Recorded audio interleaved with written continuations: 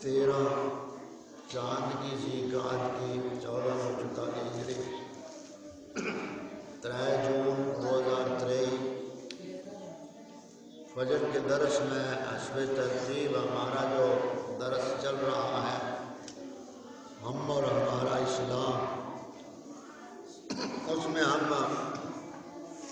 نکاح کی رسموں کی خرابیوں کے بارے میں بیان کر رہے تھے اور تقریباً ہم نے 6 خرابیاں ان رسموں کی بیان کی تھی اور بقیہ آج ہم کچھ عرض کریں گے۔ سامعین اور بالخصوص والدین جو ہیں بچوں کے، ان کو ان باتوں کو غور سے سننا چاہیے، اور اصل مرض سب سے بڑی یہی ہے کہ ہم مسلمان نفس کے پجاری بن گئے ہیں اور اپنی خواہشات نفس کی تکمیل کے لیے ہم شریعت کو اپنے معاملات میں آنے نہیں دیتے۔ شریعت جتنی آسان ہے اتنی ہم لے لیتے ہیں، جہاں شریعت ہمارے نفس کے اوپر چوٹ لگاتی ہے وہاں ہم شریعت سے دور ہو جاتے ہیں۔ یہ آج ہمارا مسلمانوں کا مجموعی طور پر المیہ ہے۔ چھٹی خرابی کے حوالے سے یہ بات کی تھی کہ اگر کسی ماں باپ کے ہاں چند اولادیں ہوں، یعنی 2 3 4 بیٹے ہوں،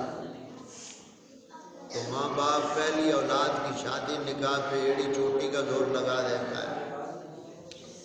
اور جب دوسرے بچے کی باری آتی ہے تو اس جیسا پھر اس پہ زور نہیں لگتا۔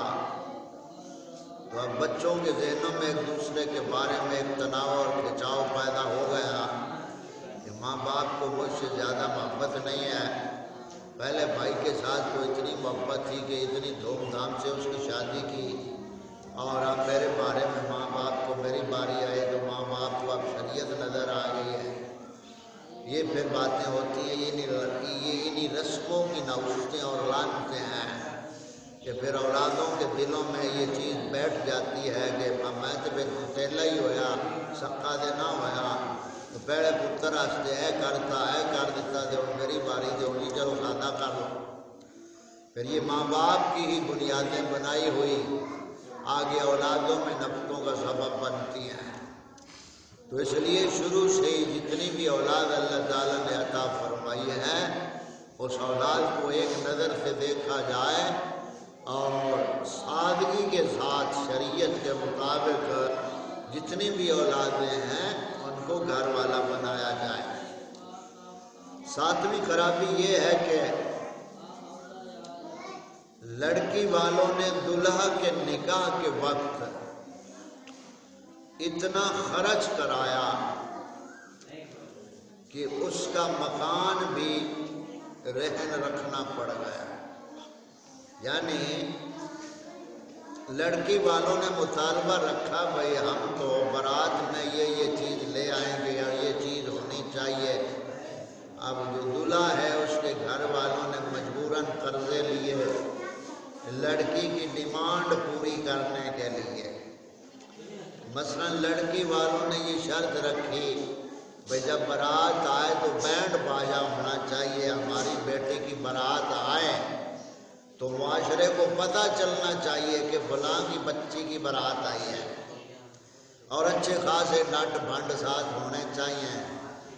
اور اس طرح کی یعنی جتنی خرافات ہیں۔ تو اب دلہے والے جو ہوتے ہیں وہ لڑکی لینے کے حوالے سے، بچے کی شادی کے حوالے سے ہر اس لعنت کو گلے لگاتے ہیں قرضے اٹھا کر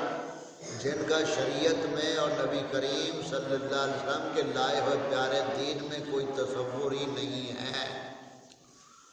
خدا کی پناہ۔ تو ایسے ہی بہت قرضہ سر پہ چڑھ جاتا ہے۔ اب دلہن صاحبہ جب گھر میں آتی ہیں تو مکان بھی ہاتھ سے جاتا ہے اور مصیبت بھی آ پڑی تو نام یہ ہوتا ہے کہ ایسی منحوس دلہن ہمارے گھر میں آئی ہے کہ آتے ہی برکت اٹھ گئی ہے۔ سب سے پہلے لعنت تو آپ نے کھٹی شریعت کی حدود کو توڑ کر اب مورد الزام ٹھہرایا اس دلہن بیچاری کو جس کا کوئی قصور نہیں ہے۔ اب اس دلہن کے اوپر برسنا شروع ہو گیا ہے کہ تمہارے قدم بڑے منحوس ہیں، تمہارے آتے ہوئے گھر سے رونق کی چلی گئی، یہ ہو گیا، وہ ہو گیا، فلاں ہو گیا۔ تو خود ہم نے اپنے پاؤں پہ کلاڑا پھیر رکھا ہے۔ اس لیے کسی کو مورد الزام ٹھہرانا اور اپنے جرم کا اعتراف کر کے اس کو نہ چھوڑنا، یہ شریعت کی مخالفت کی وجہ سے ہمارے ہاں جو ذلت اور رسوائی ہے یہ اس سبب سے ہمارے اوپر ہے۔ بیچاری دلہن کا قصور نہیں، بلکہ تمہاری ان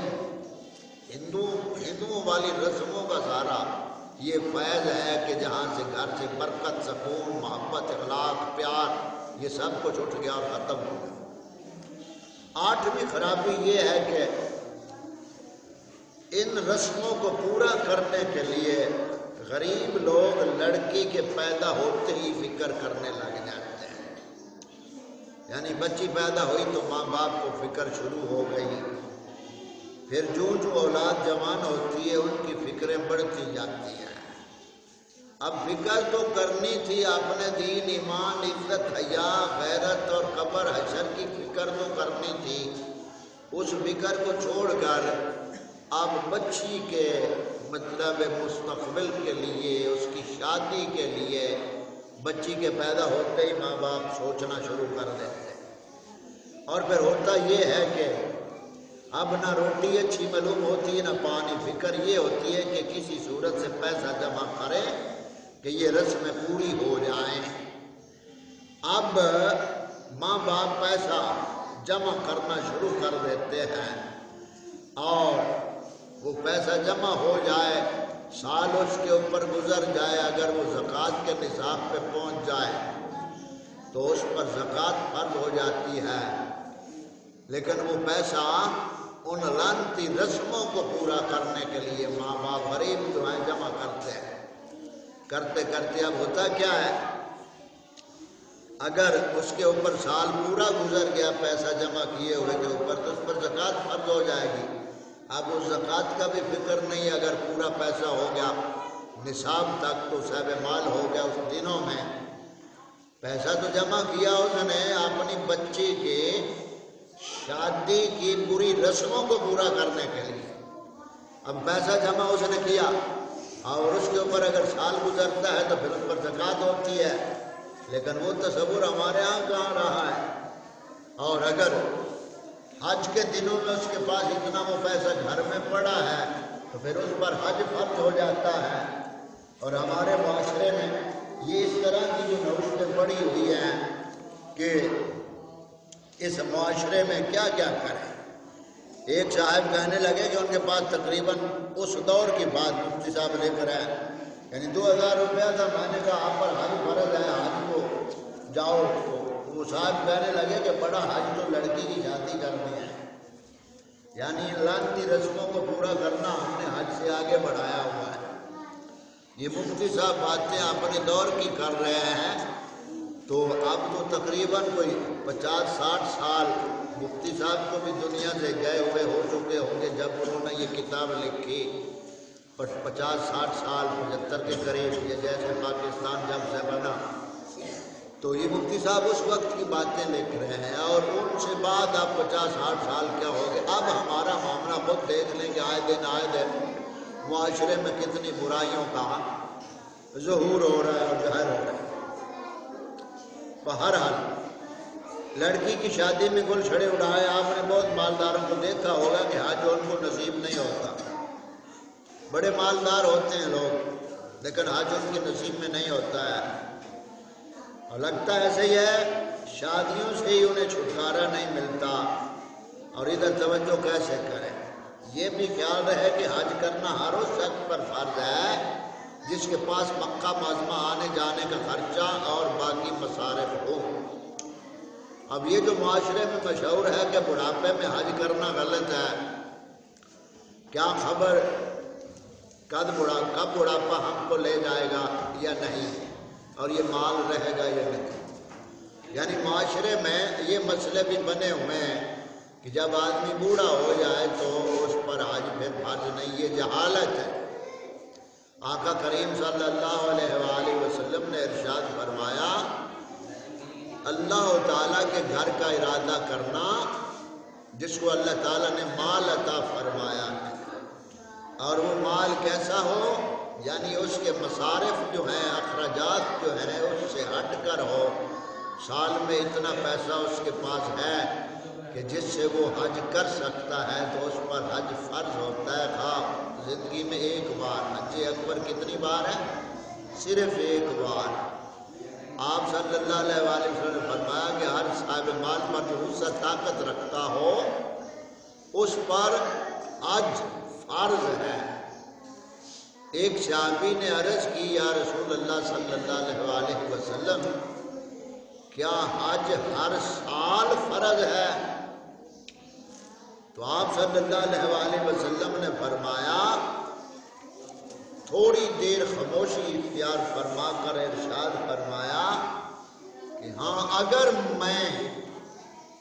ہاں کہہ دیتا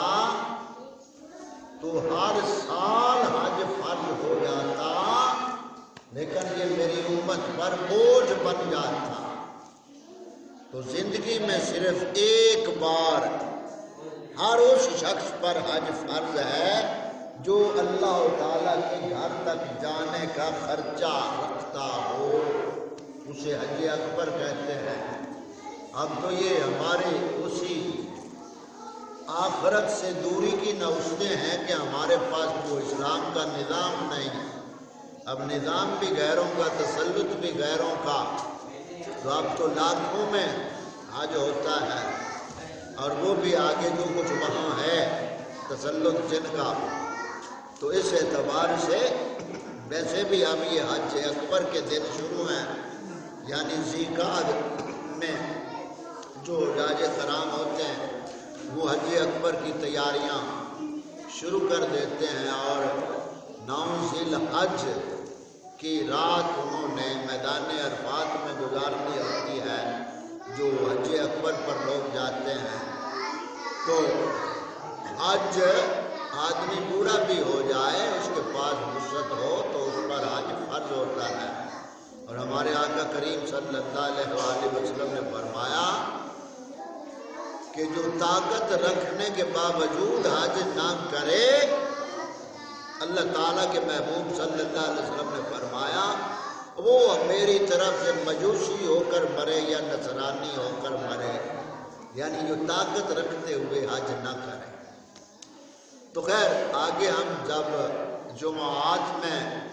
اس کو مزید بیان کریں گے تو موضوع سے متعلقہ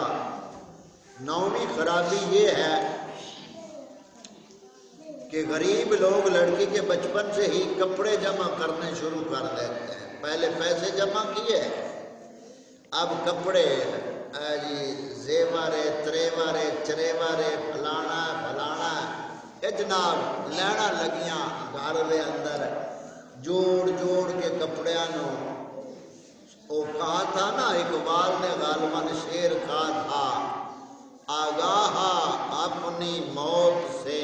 کوئی بشر نہیں، آگاہ اپنی موت سے کوئی بشر نہیں، سامان 100 برس کا ہو پل کی خبر نہیں، آگاہ اپنی موت سے کوئی بشر نہیں، سامان 100 برس کا ہو پل کی خبر نہیں کہ تو نے رہنا ہے یا نہیں۔ تو یہ سامان اکٹھا کرنے میں عمریں ختم کر لیتے ہیں، شروع کرتے ہیں، کیونکہ اتنے جوڑے وہ ایک دم نہیں بنا سکتے۔ جب تک لڑکی جوان ہوتی ہے کپڑے بیچارے بھیگے ہو جاتے ہیں، وہ بھوکے ہو جاتے ہیں، ہاتھ لگائیں تو پھٹ جاتے ہیں۔ یعنی یہ ہمارا مول معاشرہ اس طرح پڑا، یہ انہی گلے ہوئے کپڑوں کے جوڑے بنا کر دیتے ہیں، جب وہ پہنے جاتے ہیں تو 2 دن میں وہ پھٹ جاتے ہیں، جس سے پہننے والے گالیاں دیتے ہیں کہ ایسے کپڑے دینے کی کیا ضرورت تھی بچی کو جہیز میں، جو کپڑے پہنتے ہی پھٹ گئے؟ یہ وہی کپڑے تھے نا جو ماں باپ نے بچی کے پیدا ہوتے ہی لینے شروع کر دیے اور رکھ دیے صاف کر لے، یہ فلاں وقت ہوگی بچی کو یہ ہے، میں سب کچھ ہم یہ دکھائیں گے۔ یہ 10ویں خرابی آگے کیا ہے، اور یہ آخری ہے ان رسموں کی خرابیوں کے حوالے سے، موٹی موٹی 10 خرابیاں جو ہم نے پچھلے درس میں کچھ بیان کی، اور آج اس حوالے سے یہ آخری خرابی۔ 10ویں خرابی یہ ہے کہ دلہن والے مصیبت اٹھا کر پیسہ برباد کر میز کرسیاں بیٹھ فرنیچر تیار کرواتے ہیں، اور بڑے بڑی اعلیٰ قسم کا فرنیچر تیار ہوتا ہے، اور پھر ہوتا کیا ہے، دلہا کا گھر بھر دیا جاتا ہے، اور گھر اتنا تنگ ہوتا ہے کہ وہاں رکھنے کو جگہ نہیں ہوتی، اور اگر دلہا میاں کرائے کے مکان میں رہتے ہیں تو جب 2-4 دفعہ مکان بدلنا پڑتا ہے تو یہ تمام کاٹ کباڑ جو ہوتا ہے ٹوٹ پھوٹ کر ضائع ہو جاتا ہے، پھر ایندھن بن جاتا ہے چولہے میں جلنے میں، اور ایسا نام بھی ہو تو پھر خیر سے برکتیں گھروں میں ایسی بہت ہیں کہ خامد بیوی کا طلاق کلامی ہوئی، جھگڑا ہوا تو اگر خامد شوہر جذباتی ہے تو وہی جو میز کرسی جہیز میں بنوائی تھی اسی کرسی کے اوپر غصہ نکالے گا، یا میز کے اوپر غصہ نکالے گا، یا ان برتنوں کے اوپر غصہ نکالے گا، یعنی توڑ پھوڑ کسی نہ کسی چیز کی ہو ہی جاتی ہے خیر سے۔ یہ حالات ہیں ہمارے بھائی، اور جتنے روپے کا جہیز دیا گیا اگر اتنا روپیہ نقد دیا جاتا، یعنی جتنا ہم نے ان چیزوں کے اوپر لگایا پیسہ، وہی اگر بچی اور بچے کو نقدی رقم دے دی جاتی تو اس سے وہ اپنے پاؤں پہ کھڑے ہو سکتے، اپنا کوئی نہ کوئی رزق حلال کا ذریعہ کاروبار کا بنا سکتے تھے، اور اپنی ایک اچھی زندگی کی شروعات کر سکتے تھے۔ لیکن وہ تو تب ہو نا جب ہمارے دل میں دین کی عظمت اور قدر ہو، تو جب دل میں دین نہیں ہے تو پھر ہم اپنی مرضی جیسے کریں گے، پھر خدا تعالیٰ کی طرف سے رحمت نہیں ہمیں مل سکتی۔ ہم مرضی اپنی کریں اور تمنا رکھیں کہ ہم پر رحمتیں ہوں، ایسا نہیں ہے۔ رحمت کے لیے اللہ تعالیٰ کے پاک دین کے ساتھ مسلمان کو مخلص رہنا شرط ہے۔ تو یہ ملی جلی 10 خرابیاں جو نکاح اور اختی کے وقت ہوتی ہیں وہ ہم نے بیان کی اور آپ کو بتائیں، اہل گاؤں کو بھی اور دیگر بھی جہاں تک آواز جاتی ہے سامعین کے حوالے سے۔ آج کا ہمارا یہ درس اس حوالے سے اختتام کو پہنچا، اور کل ہم انشاءاللہ تعالی اب ان باتوں کو کچھ عرض کریں گے کہ جب یہ تمام باتیں ہم مسلمان بھائیوں کو بتاتے ہیں تو پھر آگے سے ان کا ایک سمپل اور سادہ سا بہانہ ہوتا ہے۔ اب وہ جو کچھ بہانے آگے مسلمان کرتے ہیں کہ بھی ہمیں پتہ تو ہے ہمیں یہ سب ہندوؤں کی رسمیں ہیں، لیکن اب ہم کریں کیا؟ جب یہ خرابیاں ہم بتاتے ہیں تو پھر چند قسم کے عذر اور بہانے جو ملے جلے معاشرے میں پائے جاتے ہیں وہ بہانے آگے بناتے ہیں۔ پھر ہم کیا کریں؟ تو اس کیا کریں کا جو جواب ہے ان بہانوں کا، یہ ہم انشاءاللہ تعالی کل کے درس میں